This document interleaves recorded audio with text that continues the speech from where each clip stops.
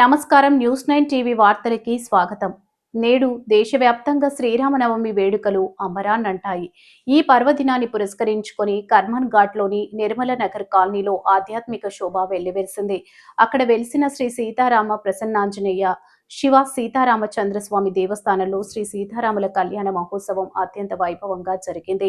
Nirmala Nagar colony welfare association మరియు ఆలయ committee సభ్యుల ఆధ్వర్యంలో ఈ వేడుకను శాస్త్రోక్తంగా నిర్వహించారు.